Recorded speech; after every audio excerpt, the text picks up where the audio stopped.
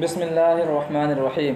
وعن ابن عباس قال، حضرت عبداللہ ابن عباس سے مروی ہے، فرماتے ہیں قال رسول اللہ صلی اللہ تعالی علیہ وسلم، نبی کریم صلی اللہ تعالی علیہ وسلم نے ارشاد فرمایا، اتقوا الحدیث عنی الا ما علمتم، مجھ سے حدیث بیان کرنے میں بچو مگر جو تمہیں معلوم ہو، یعنی جو حدیث پاک تمہیں معلوم ہو انہی حدیث پاک کو مجھ سے روایت کرو، جن کے بارے میں تمہیں معلوم نہ ہو ان کو میری طرف سے بیان مت کرو، ٹھیک ہے؟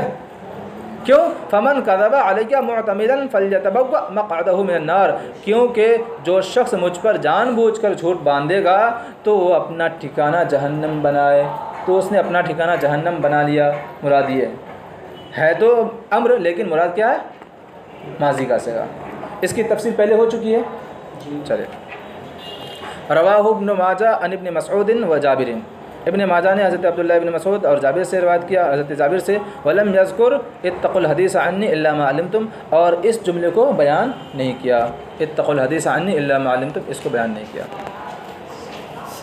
وعن ابن عباس قال قال رسول اللہ صلی اللہ تعالی علیہ وسلم، حضرت عبداللہ ابن عباس سے مروی ہے، وہ فرماتے ہیں نبی کریم صلی اللہ تعالی علیہ وسلم نے ارشاد فرمایا، من قال فی القرآن برأیہ فلیتبوأ مقعدہ من النار، جس نے قرآن میں اپنی رائے سے کچھ کہا تو وہ اپنا ٹھکانہ جہنم بنائے۔ اس سے پہلے بتایا تھا حدیث میں جہاں پہ آیا تھا کہ من کذب علیک معتمدا فلیتبوأ مقعدہ من النار، تو وہاں بھی بتایا تھا کہ یہ امر حقیقی معنی میں نہیں ہے بلکہ امر ماضی کے معنی میں ہے۔ جس نے بھی قرآن میں اپنی رائے سے کچھ کہا تو اس نے اپنا ٹھکانہ جہنم میں بنا لیا، یہ مفہوم ہے۔ اس حدیث پاک سے یہ بات سمجھ میں آتی ہے کہ رائے سے قرآن کی تفسیر کرنا حرام ہے، تفسیر بالرائے حرام ہے، یعنی از خود اپنی طرف سے کسی قرآن پاک کی کسی آیت کریمہ کے تعلق سے تفسیر کرنا حرام ہے۔ یہاں پہ یہ بات یاد رکھیے، کچھ چیزیں ایسی ہیں جو نقل پر موقوف ہیں، بغیر نقل سے ہم ان چیزوں کو سمجھ ہی نہیں سکتے، جیسے شان نزول، جب تک حدیث پاک سے یا کسی اور طریقے سے ہمیں نہیں پہنچے گی وہ بات، ہم کو پتہ نہیں چلے گا کہ یہ آیت کریمہ کس تعلق سے نازل ہوئی، کون ناسخ ہے کون منسوخ ہے، یہ بھی نقل پر موقوف ہے، ٹھیک ہے؟ اس قرات میں کون سی قرات ہے، ملکہ ہے یا مالکی ہے یا ملکی ہے، تو قرات کا اختلاف ہونا یہ بھی نقل پر موقوف ہے۔ تو کچھ چیزیں ایسی ہوتی ہیں جو نقل پر موقوف ہوتی ہیں، تو ان چیزوں کے تعلق سے اپنی جانب سے بیان کرنا یہ کیا ہے؟ جہنم میں لے جانے والا کام ہے۔ اور کچھ چیزیں ایسی ہوتی ہیں جو نقل پر موقوف نہیں ہے بلکہ عقل شرعی پر موقوف ہے۔ مثال کے طور پر نقطے بیان کرنا کہ اس آیت کریمہ سے یا اس لفظ سے یہ بات سمجھ میں آتی ہے،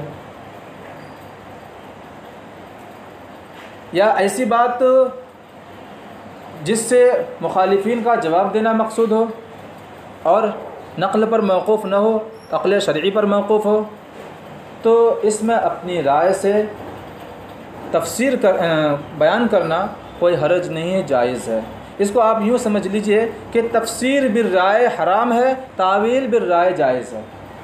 تفسیر اور تعویل میں فرق یہ ہے کہ تفسیر میں جب کسی آیت کریمہ کی تفسیر کرتے ہیں تو اس میں 100% یقین کے ساتھ کہتے ہیں کہ ہاں یہی ہے، اس آیت کریمہ کی تفسیر یہی ہے، یعنی اس میں یقین ہوتا ہے۔ اور تعویل میں یہ ہوتا ہے کہ ظن غالب ہوتا ہے، یقین نہیں ہوتا ہے۔ تفسیر میں ایک ہی معنی ہوتا ہے، تعویل میں کئی معنی ہوتے ہیں، ان میں سے کسی ایک معنی کو متعین کرنا ہوتا ہے۔ مثال کے طور پر کسی آیت کریمہ کی تفسیر یہ ہے، اس کے بارے میں یہ بیان کر دیا، اس کے علاوہ اور کوئی دوسرا معنی نہیں ہے۔ اور تعویل ثلاثۃ قروء، کہ جو عورتیں جن عورتوں کو طلاق دے دی گئی ہے وہ عورتیں 3 قروء تک روکے رکھیں اپنے آپ کو، یتربصن بانفسہن ثلاثۃ قروء، ٹھیک ہے؟ تو قرء کا 2 معنی ہے، ایک معنی طہر ہے اور ایک معنی حیض ہے۔ امام شافعی نے اپنے اعتبار سے اپنے عقل کا استعمال، عقل شرعی کا استعمال کرتے ہوئے، یعنی قواعد شرعیہ کا استعمال کرتے ہوئے فرمایا کہ یہاں پر طہر مراد ہے۔ امام اعظم نے قواعد شرعیہ کا اعتبار کرتے ہوئے اس کے پیش نظر آپ نے فرمایا کہ یہاں پر طہر مراد نہیں بلکہ حیض مراد ہے۔ تو یہاں پر دیکھیے کہ یہ تعویل ہے، یعنی دو معنی میں سے یا کئی معانی میں سے کسی ایک معنی کو متعین کرنا، لیکن یہاں پر یقین نہیں ہوتا بلکہ ظن غالب ہوتا ہے. بس میں آ گئی. اور تفسیر، اگر یہ تفسیر کر دی جاتی کہ قرآن کا معنی یہی ہے بطور تفسیر تو پھر غلط ہو جاتا ہے. ٹھیک ہے، تفسیر میں ایک ہی معنی کا احتمال ہوتا ہے اور تعویل میں کئی معنی کا احتمال ہوتا ہے. تو آپ یوں کہہ لیجئے کہ تفسیر بالرائے کرنا جائز نہیں ہے، تعویل بالرائے کرنا جائز ہے، لیکن وہ بھی علماء کرام کے لیے، جاہلوں کے لیے نہیں.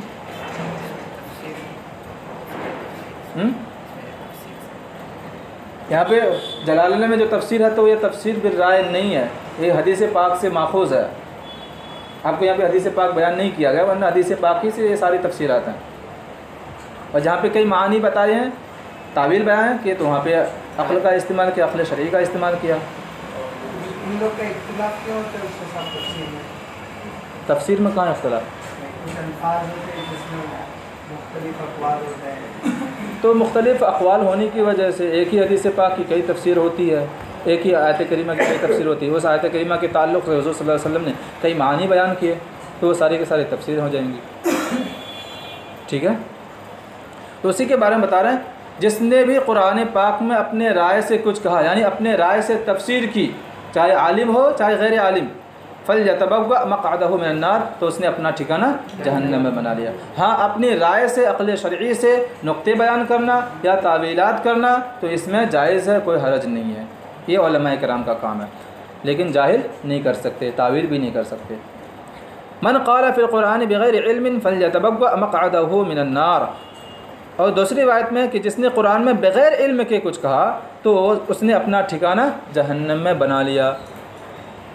بات سمجھ آ گئی؟ تو اب یہاں سے یہ بات سمجھ میں آتی ہے کہ جاہلوں کو کوئی بات کرنے کی ضرورت نہیں ہے، نہ تفسیر کر سکتے ہیں نہ تعویل کر سکتے ہیں. علماء کرام اگر بغیر علم کے تفسیر کر دیں، اپنی رائے سے تفسیر کر دیں تو وہ بھی جہنم کے حقدار ہوں گے.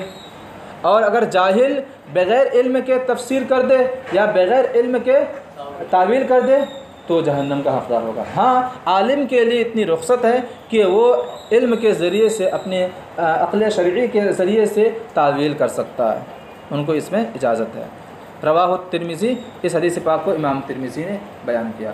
وعن جندب قال، اور حضرت جندب سے مروی ہے، قال رسول اللہ صلی اللہ تعالی علیہ وسلم، نبی کریم صلی اللہ تعالی علیہ وسلم نے ارشاد فرمایا، من قال فی القرآن برائیہ فاصاب فقد اخطأ.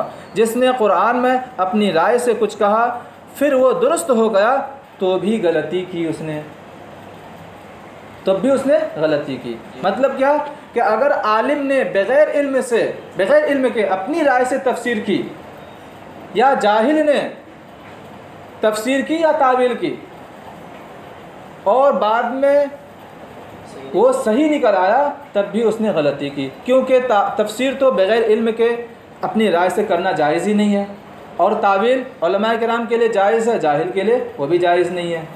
بس میں آ گئی. تو غلطی کیوں کی؟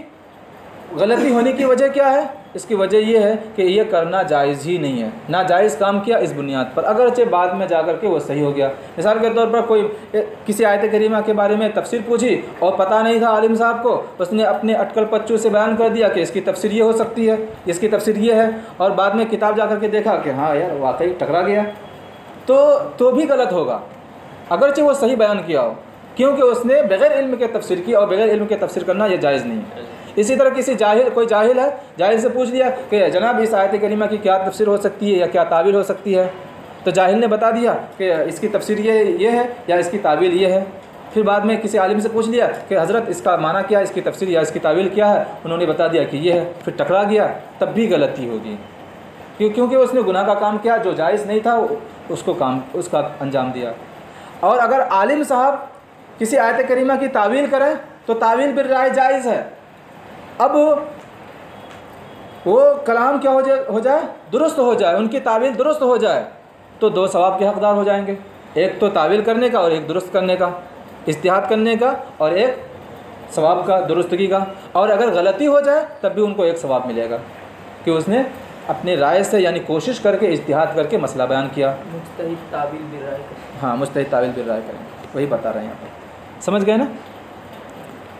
रवाहु तिरमिज़ी व अबू दाऊद, इमाम तिरमिज़ी ने बयान किया, रिवायत किया, और अबू दाऊद ने रिवायत किया। वअन अबी हुरैरा क़ाल क़ाल रसूलुल्लाह सल्लल्लाहु तआला अलैहि वसल्लम, और हज़रत अबू हुरैरा से मरवी है, फरमाते हैं नबी करीम सल्लल्लाहु तआला अलैहि वसल्लम ने इरशाद फरमाया, अल-मिराउ फ़िल क़ुरान कुफ़्रुन, क़ुरान में झगड़ना ये कुफ्र है। रवाहु अहमद व अबू दाऊद। क़ुरान में झगड़ना यानी क़ुरान में अपनी तरफ से तफसीर करना या अपनी तरफ से तावील करना जाहिल के लिए, ये कुरान में क्या झगड़ना है, तो ये भी कुफ्र है, यानी कुफ्र में ले जाने वाला काम है। ठीक है, बसा औक़ात वो काफिर हो जाएगा। ठीक है, या ये कि कुरान के मानी और मफ़हूम को अपने अक़ीदे के एतबार से बयान करना बग़ैर किसी हदीस के, बग़ैर किसी दलील के, तो भी ये झगड़ना है कुरान में।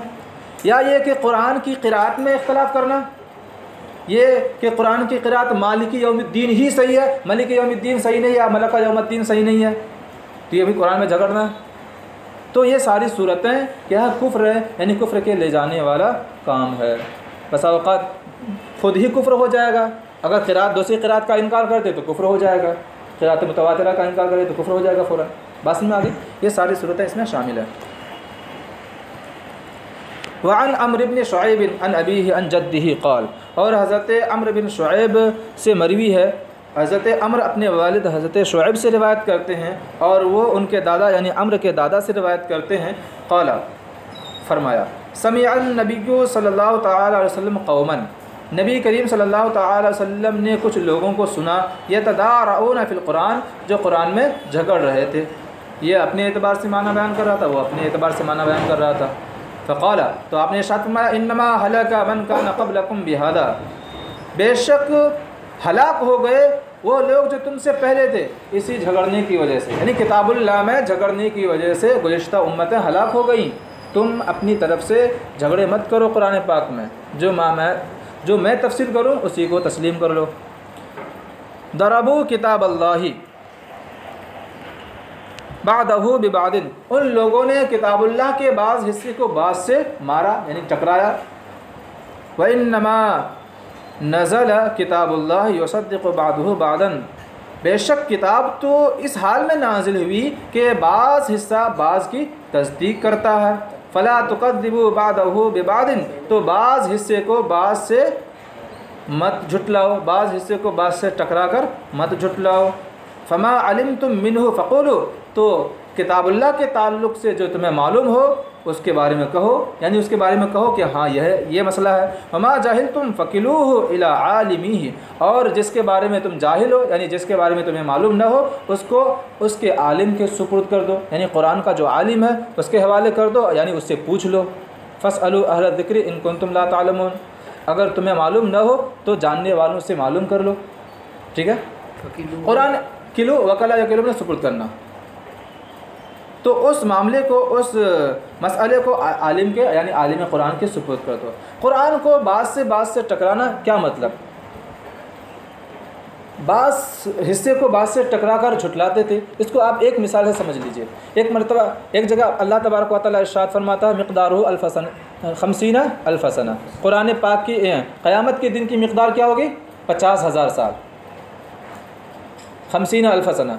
और एक जगह दूसरी जगह पर आया अल्फ़ सना, 1000 साल, यानी ये कुरान पाक एक जगह फरमा रहा है कि क़यामत 1000 साल के बराबर होगा, क़यामत का दिन 1000 साल के बराबर होगा। दूसरी जगह वही कुरान पाक इरशाद फरमा रहा है कि क़यामत का दिन 50,000 साल के बराबर होगा।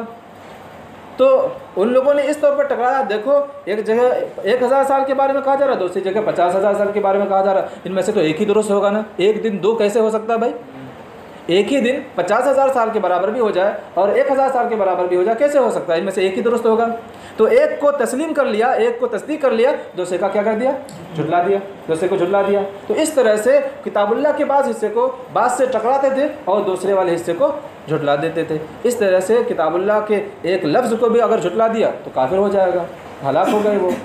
और हदीस पाक में तो और है, हदीस पाक में है कि क़यामत का दिन 4 रकात फ़र्ज़ नमाज के बराबर होगा, तो ये तो और कम हो गया, बात समझ गई। तो अगर इसको और मिलाएं तो फिर इसकी वजह से फिर हदीस पाक को भी झुटला दिया जाएगा।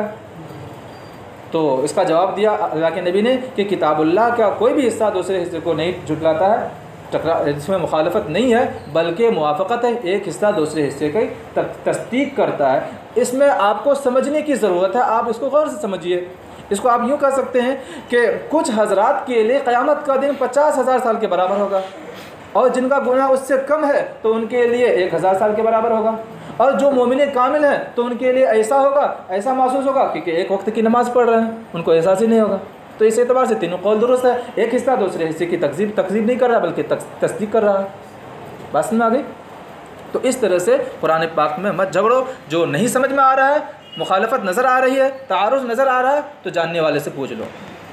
وعن ابن مسعود قال، حضرت عبداللہ ابن مسعود سے مروی ہو فرماتے ہیں قال رسول اللہ صلی اللہ تعالیٰ علیہ وسلم، اللہ کے نبی نے ارشاد فرمایا انزل القرآن علی 7 احرف، قرآن پاک 7 حرفوں پر نازل کیا گیا۔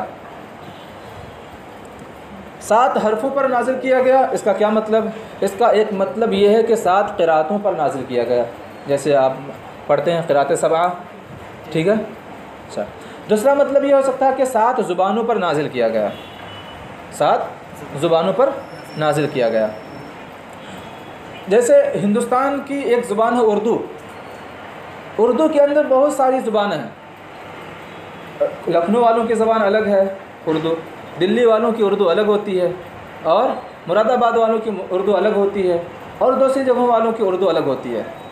بہت ساری جگہوں پر آپ دیکھیں گے تم کہنا یہ کیا ہے، عزت کے لیے ہوتا ہے، لیکن بہت ساری جگہوں پر اس کو برا سمجھتے ہیں، ارے میں بڑا ہوں اور عزت میں بڑا ہوں، عالم صاحب ہوں، مجھے تم کہہ رہا ہے، حالانکہ وہ اس کو اچھا سمجھ کے کہہ رہا تھا۔ زبان ایک ہی ہے لیکن اس میں تھوڑا بہت فرق ہے۔ اسی طرح عربی زبان میں بھی ہے، عربی زبان کی بہت زیادہ تعداد ہے، من جملہ تو ایک ہی ہے لیکن اس میں تھوڑا بہت زیادہ اختلاف ہے۔ بس میں آ گئی؟ تو ان میں عربی زبان میں جو مشہور لغات تھی وہ 7 لغتیں تھیں، ان 7 لغتوں پر یہ قرآن پاک نازل کیا گیا۔ ان میں سے ایک ہے بنی طے ہے، حوازن ہے، اہل یمن ہے، بنی ثقیف ہے، قبیلہ حذیل ہے، اور اہل قریش ہے۔ یہ سارے 7 زبانیں ہیں، ان مشہور 7 زبانوں پر یہ قرآن نازل کیا گیا۔ اس کا یہ کیوں ایسا کیا گیا، اس کی وجہ یہ ہے کہ قرآن پاک کا نزول تو قریش کی زبان میں ہوا تھا، چونکہ قریش کی زبان سب سے زیادہ فصیح اور بلیغ سمجھی جاتی ہے، لیکن چونکہ دوسرے قبیلے والے لوگ ہیں، کوئی بھی قبیلہ اپنی زبان کو چھوڑنا نہیں چاہتا، اور بسا اوقات یہ ہوتا ہے کہ اپنے زبان کو چھوڑ کر دوسری زبان کا استعمال کرنا بہت مشکل ہو جاتا ہے۔ اس بنیاد پر آسانی کے لیے اللہ تبارک و تعالیٰ کی جانب سے یہ حکم دیا گیا کہ تم بھی اپنی زبان میں اس کو پڑھ سکتے ہو، تم بھی اس کو اپنی زبان میں پڑھ سکتے ہو، تم بھی اس کو اپنی زبان میں پڑھ سکتے ہو، ٹھیک ہے؟ لیکن جب یہ معاملہ ختم ہو گیا تو حضرت عثمان غنی رضی اللہ تعالیٰ عنہ کے بعد ساری زبانوں کو ایک زبان میں منتقل کر دیا گیا، یعنی ساری زبانوں کا خاتمہ کر دیا گیا۔ اب قرآن پاک صرف قریش کی زبان ہی میں پڑھ سکتے ہیں، کیونکہ اب مشکل نہیں ہے، اب آسان ہو گیا، ٹھیک ہے؟ اس کی ایک مثال آپ یوں سن لیجئے، قریش کی زبان ہے لا تقل لهما اف، ہے نا، کہ اپنے والدین سے اف مت کہو، یہ قریش کی فصیح زبان ہے۔ اف حمزہ کے ضمہ اور فا کے کسرہ کے ساتھ، اور اس میں تشدید کے ساتھ۔ دوسری لغتوں میں آپ دیکھیں گے تو اس میں کچھ حضرات اس کو افا کہتے ہیں، افا، کچھ حضرات اس کو افا کہتے ہیں، کچھ حضرات کہتے ہیں افا کہتے ہیں، کچھ حضرات اس کو افا کہتے ہیں۔ تو وہ لوگ اپنی زبان میں قرآن پاک کو پڑھیں گے تو لا تقل لهما افا پڑھیں گے، لا تقل لهما افا پڑھیں گے، لا تقل لهما افا پڑھیں گے، لا تقل لهما افا پڑھیں گے، اپنی زبان کے اعتبار سے جن کے نزدیک جو لغت ہے۔ لیکن جب حضرت عثمان غنی نے قرآن پاک کو تدوین کیا تو اب ساری زبانیں ختم ہو گئی، اب صرف قریش کی زبان میں پڑھ سکتے ہیں۔ یہ مطلب ہے 7 حرفوں پر یعنی 7 زبانوں پر قرآن کے نازل ہونے کا۔ لِكُلِّ آیَةٍ مِّنْهَا ظَاهِرٌ وَبَاطِنٌ، اور ان میں سے ہر آیت کے لیے ایک ظاہر ہے اور ایک باطن ہے، یعنی ہر آیت کا ایک ظاہری معنی ہے اور ایک باطنی معنی ہے۔ ظاہری معنی کو اگر سمجھنا ہے تو زبان کو سمجھ لو، نحو کو سمجھو، صرف کو سمجھو، اور باطنی معنی کو سمجھنا ہے تو دل کو صاف کر لو، معرفت الہی سے مزین ہو جاؤ۔ اگر ظاہری معنی کو سمجھنا ہے تو عالم کے پاس جاؤ، اور اگر باطنی معنی کو سمجھنا ہے تو اولیاء کرام کے پاس جاؤ، ٹھیک ہے؟ تو ہر ایک کو جاننے کا الگ الگ ٹھکانہ بھی ہے، اسی کے بارے میں آگے بتا رہے ہیں۔ لِكُلٍّ حَدٌّ مُّطَّلَعٌ، اور ہر ایک کو سمجھنے کے لیے یعنی ظاہری معنی کو سمجھنے کے لیے اور باطنی معنی کو سمجھنے کے لیے الگ الگ حد ہے جہاں پر اطلاع حاصل ہو جاتی ہے۔ حد کا معنی جگہ متعین، اب مطلع کا معنی جہاں پر اطلاع حاصل ہو جائے، جہاں پر معلوم ہو جائے. تو ہر ایک کو سمجھنے کے لیے ایک الگ جگہ ہے جہاں پر اطلاع ہو جاتی ہے، جہاں پر علم حاصل ہو جاتا ہے. ظاہری معنی کو سمجھنا تو عالم کے پاس جاؤ، باطنی معنی کو سمجھنا تو اولیاء کرام. بات سمجھ میں آ گئی؟ یہ ہے مطلب. رواہ فی شرح سنہ، اس حدیث پاک کو شرح سنہ میں بیان کیا گیا، روایت کیا گیا. وعن عبداللہ بن عمرو قال، حضرت عبداللہ بن عمرو اس سے مروی فرماتے ہیں قال رسول اللہ صلی اللہ تعالی علیہ وسلم، اللہ کے نبی نے ارشاد فرمایا العلم ثلاثۃ، علم تین طریقے ہیں، تین طرح کے علم ہیں. علم کی تین قسمیں ہیں. آیت محکمۃ، آیت محکمہ یعنی وہ آیت جس کا معنی بالکل واضح ہو، پوشیدہ نہ ہو، جس میں یقینی حکم ہو، تعویل کی گنجائش نہ ہو. اور سنت قائمہ یا سنت قائمہ یعنی جو سنت سے ثابت ہو. آیت محکمہ سے قرآن پاک کا ثبوت ہو رہا ہے، اور سنت قائمۃ سے حدیث پاک کا ثبوت ہو رہا ہے. او فریضۃ عادلۃ، اور تیسری قسم کیا ہے؟ فریضہ عادلہ یعنی وہ ضروری علم جو برابر ہو قرآن کے یا سنت کے عمل کے اعتبار سے. ہم نے پڑھا تھا اصول شریعت کتنے ہیں، اصول دین کتنے ہیں؟ 4 ہیں. اصول فقہ کتنے ہیں؟ 4 ہیں. قرآن، سنت اور اجماع قیاس. یہاں پہ بتایا جا رہا ہے کہ علم 3 طریقے ہیں، یعنی دینی علم 3 ہی ہے، اور ہم نے وہاں کیا پڑھا تھا؟ دینی علم 4 ہیں. تو اس کو کیسے سمجھا جائے گا؟ دیکھیے، تو پہلا علم کیا ہے؟ قرآن پاک آیت المحکمۃ سے سمجھ میں آ رہا ہے. دوسرا علم کیا ہے؟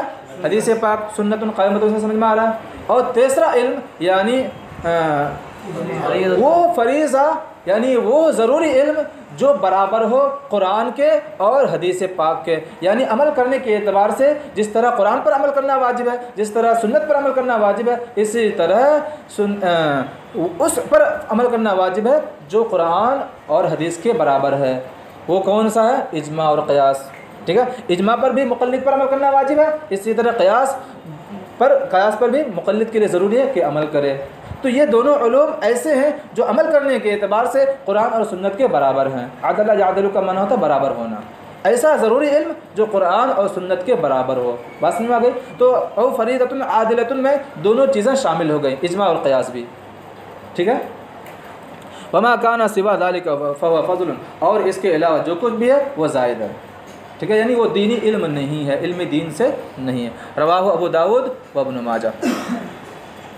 وعن عوف بن مالک الاشجعی، حضرت عوف بن مالک سے مروی ہے، اشجعی ہیں یہ مالک، حضرت عوف بن مالک اشجعی سے مروی ہے، فرماتے ہیں قال رسول اللہ صلی اللہ تعالی علیہ وسلم، نبی کریم صلی اللہ تعالی علیہ وسلم نے ارشاد فرمایا لا يقص الا امیر او مامور او مختال.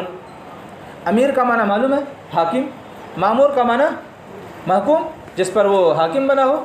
یہاں پہ مراد حاکم کے حواری جواری، جو وزیر اعظم ہے اور اس کے جو وزراء ہیں، اس کے ساتھ ساتھ رہنے والے لوگ. ٹھیک ہے. اور مختال کا معنی ہوتا ہے متکبر. حدیث پاک دیکھیے، ترجمہ دیکھیے، قصہ بیان نہیں کرتا مگر حاکم، اور حاکم کے تحت رہنے والے محکوم اور متکبر. ترجمہ سمجھ میں آ گیا؟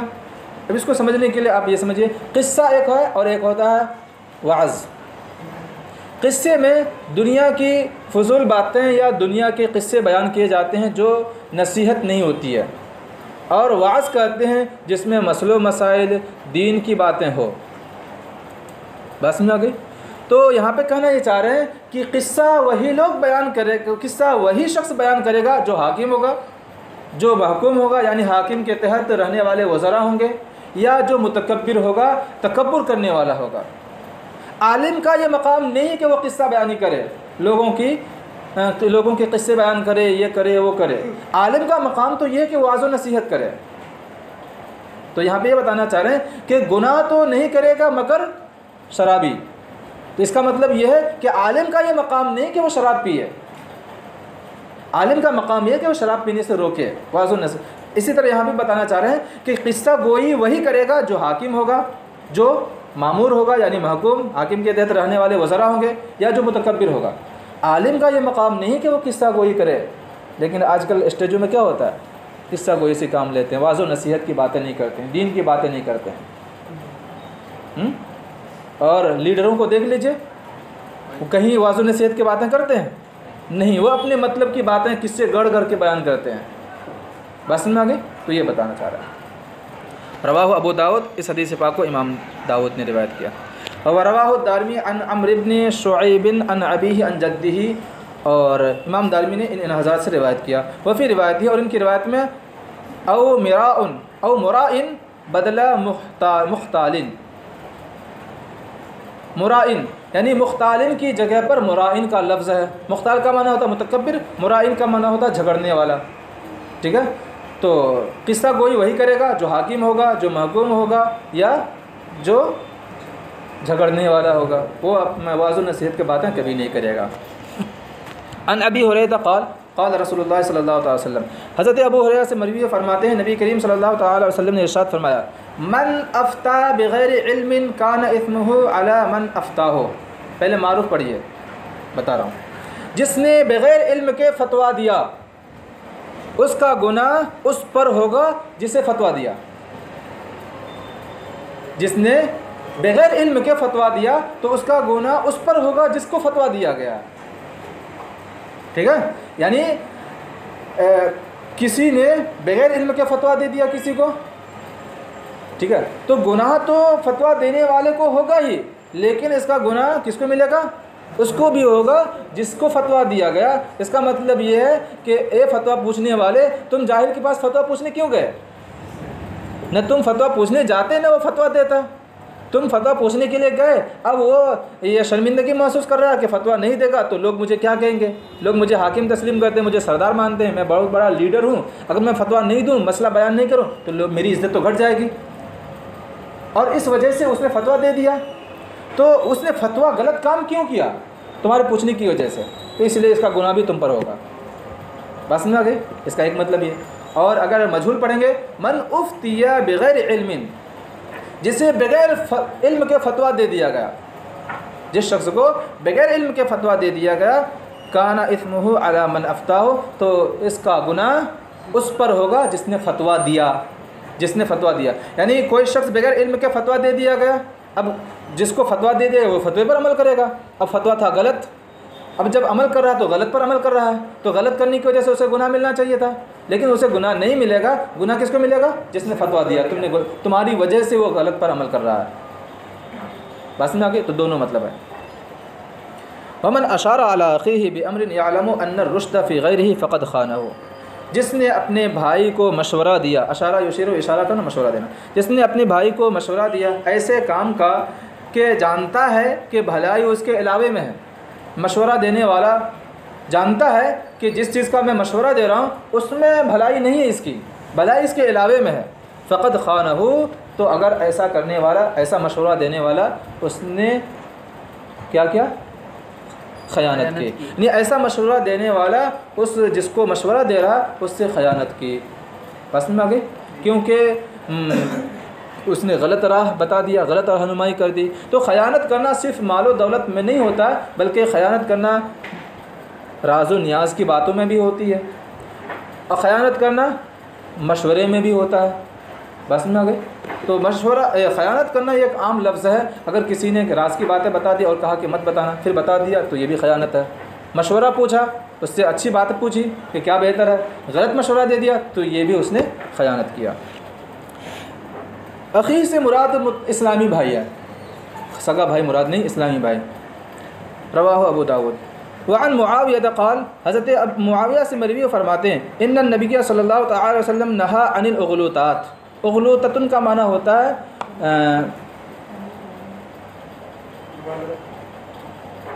معمہ، اغلوطتن کا معنی ہوتا ہے معمہ۔ تو دیکھیے پہلے ترجمہ، نبی کریم صلی اللہ تعالی علیہ وسلم نے معموں سے منع فرمایا، یعنی ایسا معمہ جس سے سائل کی بے عزتی ہو جائے، اور نہیں، جس سے پوچھنے والے کی بے عزتی ہو جائے، یعنی ایسا معمہ جس سے سائل کی عزت بڑھ جائے اور جس سے پوچھا جا رہا مسئول اس کی بے عزتی ہو جائے۔ بس میں آ گئی، تو اس سے منع فرمایا۔ لیکن اگر معمہ اس لیے پوچھ رہا ہے تاکہ ذہن تیز ہو جائے، تاکہ بچے کا ذہن کھلے، تو اس میں کوئی حرج نہیں، جیسا کہ دعوت اسلامی میں ہوتا ہے، ایسا مقابلہ ہوتا رہتا ہے، ٹھیک ہے، اس میں کوئی حرج نہیں ہے۔ ہاں اگر یہ معمہ اس لیے پوچھ رہا ہے کہ بچہ کیا ہو جائے، بے عزت ہو جائے، جس سے پوچھا جا رہا ہے اس کی بے عزتی ہو جائے، اور جو پوچھ رہا ہے اس کی عزت بڑھ جائے، تو پھر حضور صلی اللہ علیہ وسلم نے اس سے منع فرمایا۔ بات سمجھ میں آ گئی؟ رواہ ابو داود، اس حدیث پاک کو امام ابو داود نے روایت کیا۔ وعن ابی ہریرہ قال، حضرت ابو ہریرہ سے مروی فرماتے ہیں قال رسول اللہ صلی اللہ تعالی علیہ وسلم، نبی کریم صلی اللہ تعالی علیہ وسلم نے ارشاد فرمایا تعلموا الفرائض والقرآن، فرائض کو سیکھو اور قرآن کو سیکھو۔ فرائض کے تعلق سے بیان کیا جاتا ہے کہ فرائض فریضہ کی جمع ہے، ٹھیک ہے۔ اس کے تعلق سے دو قول ہے، ایک قول یہ کہ یہاں پہ مراد علم میراث ہے، علم میراث کو فرائض علم فریضہ کہتے ہیں، ٹھیک ہے۔ اور ایک قول یہ ہے کہ مطلقاً وہ علم جس کا حاصل کرنا انسان کے لیے ضروری ہو، ٹھیک ہے، دونوں قول ہے۔ وعلم الناس، اور لوگوں کو سکھاؤ، فإنی مقبوض، قبض یقبض کا معنی ہوتا ہے اٹھا لینا، قبضہ کر لینا، کیونکہ میری روح قبض کر لی جائے گی۔ یعنی تم لوگ مجھ سے علم حاصل کر لو، علم میراث بھی حاصل کر لو اور قرآن کا بھی علم حاصل کر لو، ان قریب میں اس دنیا سے جانے والا ہوں، ٹھیک ہے۔ اس سے حضور صلی اللہ علیہ وسلم کا علم غیب بھی ثابت ہوتا ہے۔ رواہ الترمذی۔ وعن ابی درداء قال، اور حضرت ابو درداء سے مروی فرماتے ہیں کننا مع رسول اللہ صلی اللہ تعالی علیہ وسلم، ہم نبی کریم صلی اللہ تعالی علیہ وسلم کے ساتھ تھے، فشخص ببصرہ الی السماء، شخص کا معنی ہوتا ہے بلند کرنا۔ حضور صلی اللہ تعالی علیہ وسلم نے اپنی آنکھوں کو آسمان کی طرف بلند فرمایا، یعنی اوپر دیکھا، ثم قال، پھر آپ نے ارشاد فرمایا ھذا اوان یختلس فیہ العلم من الناس، اوان کا معنی وقت، یہ ایسا وقت ہے، اور اختلس یختلس کا معنی ہوتا ہے اٹھا لیا جانا، یہ ایسا وقت ہے جس سے لوگوں سے علم اٹھا لیا جائے گا، حتی لا یقدر منہ علی شیء، یہاں تک کہ وہ علم کے کسی بھی حصے پر قادر نہیں ہوں گے۔ یہاں پر علم سے مراد علم وحی، یعنی یہ ایسا وقت ہے کہ اب علم وحی اٹھا لیا جائے گا لوگوں سے۔ اب اگر لوگ چاہیں کہ وحی کے ذریعے سے علم حاصل ہو جائے تو نہیں کر پائیں گے، کیوں؟ کیونکہ اب میں اس دنیا سے جانے والا ہوں، میں چلا جاؤں گا تو وحی کا علم کیا ہو جائے گا؟ منقطع ہو جائے گا، ختم ہو جائے گا۔ اب میرے جانے کے بعد وحی کا سلسلہ منقطع ہو جائے گا، اب کوئی شخص وحی علم بالوحی حاصل نہیں کر پائے گا۔ بس سمجھ آ گئی؟ اور یہاں پہ مطلقاً بھی معنی ہو سکتا ہے، مطلقاً علم یعنی یہ ایسا وقت ہے کہ علم لوگوں سے اٹھا لیا جائے گا، یعنی عنقریب ایک ایسا وقت آئے گا کہ علم لوگوں سے اٹھا لیا جائے گا کہ اب لوگ علم حاصل کرنا چاہیں گے تو کوئی بھی علم حاصل کرنے پر قادر نہیں ہو سکیں گے۔ اور آج دھیرے دھیرے یہ زمانہ آ رہا ہے کہ علم دھیرے دھیرے اٹھایا جا رہا ہے۔ بات سمجھ آ گئی؟ دونوں ہو سکتا ہے۔ رواہ الترمذی۔ وعن ابی ہریرہ روایتاً، اور حتی لا یقدروا منہ علی شیء، یہاں تک کہ وہ اس علم سے کسی علم پر قادر نہیں ہو سکیں گے، یعنی دوبارہ علم حاصل کرنا چاہیں گے تو نہیں کر پائیں گے۔ اور حضرت ابو ہریرہ سے ایک روایت مروی ہے، یوشک ان یضرب الناس اکباد الابل یطلبون العلم، ضرب یضرب کا معنی ہوتا ہے مارنا، اکباد یہ کبیدن کی جمع، کبید کا معنی ہوتا ہے دل، اونٹ کا معنی اونٹ۔ قریب ہے کہ لوگ اونٹوں کے دلوں کو ماریں گے علم حاصل کرنے کے لیے۔ علم حاصل کرنا اور یہ اونٹ کے دل کو مارنا مطلب کیا؟ یہ حقیقی معنی نہیں، مجازی معنی۔ جب انسان اونٹ پر سوار ہوتا ہے اور سفر کرتا ہے اور اونٹ نہیں چلتا ہے تو کوڑے سے کہاں مارتا ہے انسان؟ اونٹ کے سینے کو مارتا ہے، کوڑا لگاتا ہے نیچے سینے میں لگتا ہے، تو اونٹ کے سینے کو مارنا یہ سفر کرنے سے کنایا ہے۔ ہاں، تو مطلب یہ ہوگا کہ عنقریب لوگ علم طلب کرنے کے لیے سفر کریں گے، یعنی اے صحابہ سنو، ایک ایسا وقت آئے گا میرے چلے جانے کے بعد کہ لوگ علم حاصل کرنے کے لیے آپ کی طرف سفر کریں گے۔ بات سمجھ میں آ رہی؟ اور آج یہ ہو بھی رہا ہے، اس وقت بھی ہو رہا تھا۔ حضور صلی اللہ علیہ وسلم کے چلے جانے کے بعد صحابہ کرام مجمع علوم و فنون کا مرکز ہو گئے تھے۔ فلا یجدون احدا اعلم من عالم المدینہ، تو وہ لوگ مدینہ کے عالم سے زیادہ جانکار کسی اور کو نہیں پائیں گے، یعنی ایک ایسا وقت آئے گا کہ لوگ علم حاصل کرنے کے لیے سفر کریں گے تو پوری دنیا کا سفر کر لیں گے، لیکن مدینہ میں ایک ایسا عالم ہوگا کہ اس سے زیادہ جاننے والا، اس سے بڑا کوئی عالم نہیں ہوگا۔ اب اس سے مراد کون ہے؟ رواہ الترمذی فی جامعہ، امام ترمذی نے اس کو اپنے جامع میں روایت کیا۔ قال ابن عیینہ، سفیان بن عیینہ نے فرمایا انہ مالک بن انس، یہ کون ہے؟ مالک بن انس ہیں، یعنی سب سے بڑا عالم کون ہے؟ حضرت مالک بن انس ہیں. ومثلہ عن عبد الرزاق، اور اسی کے مثل حضرت عبد الرزاق سے مروی ہے. ٹھیک ہے. امام ابن عیینہ نے اور عبد الرزاق نے بیان کیا کہ اس سے مراد کون ہے؟ حضرت امام مالک بن انس ہیں جو مالکی مذہب کے بانی ہیں. قال اسحاق بن موسیٰ، حضرت اسحاق بن موسیٰ نے فرمایا سمعت ابن عیینہ انہ قال، میں سفیان بن عیینہ کو یہ فرماتے ہوئے سنا هو العمری الزاہد، یہ عمری زاہدی ہیں، یعنی اس شخص سے مراد عمری زاہدی ہیں. واسمہ عبد العزیز بن عبداللہ، اور ان کا نام عبد العزیز بن عبداللہ ہے. یعنی حضرت عمر بن عبد العزیز جو کہتے ہیں جو خلیفہ تھے، ان کے والد حضرت عبد العزیز بن عبداللہ یہ حضرت عمر فاروق رضی اللہ تعالیٰ عنہ کے خاندان میں سے ہیں. تو ایک قول یہ ہے کہ اس سے مراد حضرت امام مالک ہیں، اور ایک قول یہ ہے کہ حضرت عمر کے والد عمر بن عبد العزیز بن عبداللہ ہیں.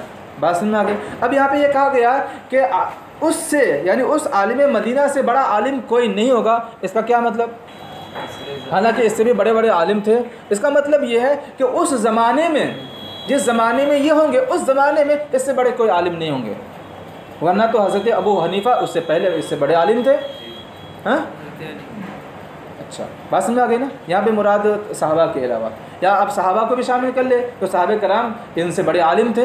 تو مطلب یہ ہے کہ اس زمانے میں ان سے بڑے عالم کوئی اور نہیں ہوں گے. لوگ پوری دنیا علم طلب کرنے کے لیے چھان ڈالیں گے، لیکن سب سے بڑے عالم یہی مانے جائیں گے.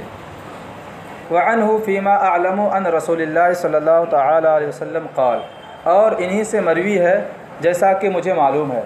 فیما اعلم، میرے علم میں انہی سے مروی ہے. یعنی بعد کے راوی کو کہہ رہے ہیں کہ مجھے جہاں تک معلوم ہے کہ یہ حدیث پاک بھی انہی راوی سے مروی ہے. وہ راوی کون ہے؟ حضرت ابو ہریرہ رضی اللہ تعالیٰ عنہ، جو اس سے پہلے والی حدیث کے راوی ہیں. وہ روایت کرتے ہیں نبی کریم صلی اللہ تعالیٰ علیہ وسلم سے کہ آپ نے ارشاد فرمایا ان اللہ عز وجل یبعث لهذه الامة على رأس كل 100 سنة من يجدد لها دینها. بے شک اللہ تبارک و تعالیٰ بھیجتا ہے. بعث یبعث کا معنی بھیجتا ہے. اچھا، لهذه الامة، اس امت کے لیے، علی رأس کل 100 سنة، ہر 100 سال کے شروع میں یا ہر 100 سال پر. بے شک اللہ تبارک و تعالیٰ اس امت کے لیے ہر 100 سال پر ایسے شخص کو بھیجتا ہے جو اس دین کی تجدید کرتا ہے. ٹھیک ہے. رواہ ابو داود، اس حدیث پاک کو امام ابو داود نے روایت کیا. اسی حدیث پاک کے اسی حدیث پاک کی وجہ سے حضرات نے فرمایا، علماء کرام نے فرمایا کہ ہر 100 سال میں ایک مجدد پیدا فرماتا ہے، اور جو دین کے اندر بدعتیں پیدا ہو چکی ہوتی ہیں، سنت پر عمل نہیں ہوتا ہے، جو خرافات پیدا ہو چکی ہوتی ہیں، تو وہ انسان یا وہ مجدد وہ تمام خرافات کو دور کرتا ہے، وہ تمام بدعات کو دور کرتا ہے، اور پھر احیاء سنت کرتا ہے صلی اللہ تعالی وسلم. سمجھ میں آ گئی؟ اسی حدیث پاک کی وجہ سے علماء کرام نے ہر ایک صدی کے لیے ایک مجدد کو شمار کیا ہے. جیسے سب سے پہلے مجدد کون ہے؟ حضرت عمر بن عبد العزیز. آج 14ویں صدی کے مجدد اعلیٰ حضرت رحمۃ اللہ تعالیٰ علیہ.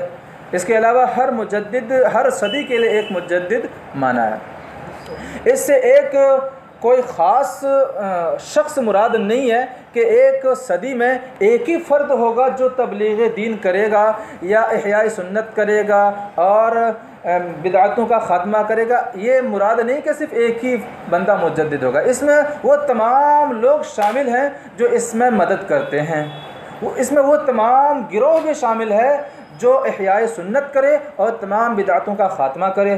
تو بسا اوقات ایسا بھی ہو سکتا ہے کہ بادشاہ بھی اس میں شامل ہو سکتا ہے، جیسے حضرت اورنگزیب رضی اللہ تعالیٰ عنہ.